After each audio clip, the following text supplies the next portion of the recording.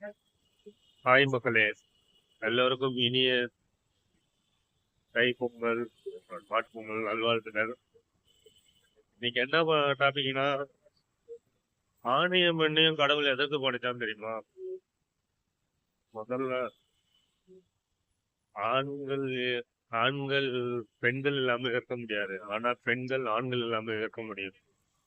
உதாரணத்துக்கு பாத்தீங்கன்னா, ஒரு உடம்பு சரியில்லைன்னா கூட ஒரு பெண் வந்து ஒரு டீ காஃபி வச்சு கொடுப்பாங்க. ஆனா ஒரு ஆணால அது முடியாது.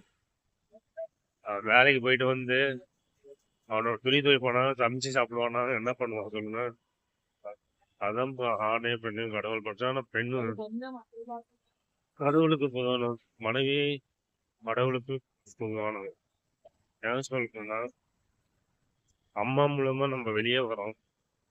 நம்மள ஒரு குறிப்பிட்ட வயசு வரைக்கும் அம்மா நம்ம வளர்க்குறாங்க. அம்மாவுக்கு அப்புறம் நம்மளுக்கு ஒரு கதை தேவைன்னா மனைவியை கடவுள் பட்டு இந்த மனைவி நம்ம கடைசி இருக்கிற வரைக்கும் நம்ம கூட இருக்கோம். இது உண்மை. அது இது தெரியாத சில ஆண்களுக்கு பொண்டாட்டிய அடிமையா பார்த்துக்கிறாங்க. அது உண்மைதான். நீங்க இப்ப வேலைக்கு போறீங்க, வேலையில மேனேஜர் ஒன்று திட்டா ஒன்று வேலையை கொடுத்துக்க போகும்போது அவங்க காலில் கையில கூட விழுவீங்க. அதே பொண்டாட்டி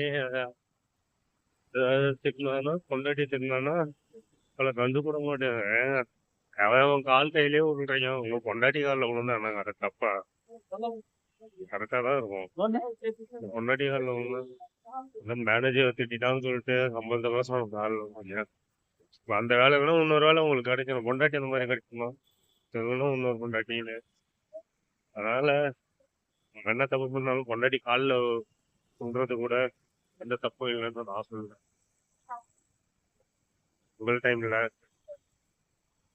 எல்லோருக்கும், உங்க குடும்பத்துக்கும், உங்களை சார்ந்த இருக்கிறவங்களுக்கும் இனிய மாட்டு பொங்கல் நல்வாழ்த்துக்கள். இந்த வீடியோ உங்களுக்கு பிடிச்சிருந்தா லைக் பண்ணுங்க, சப்ஸ்கிரைப் பண்ணுங்க, ஷேர் பண்ணுங்க, கமெண்ட் பண்ணுங்க. பாய்.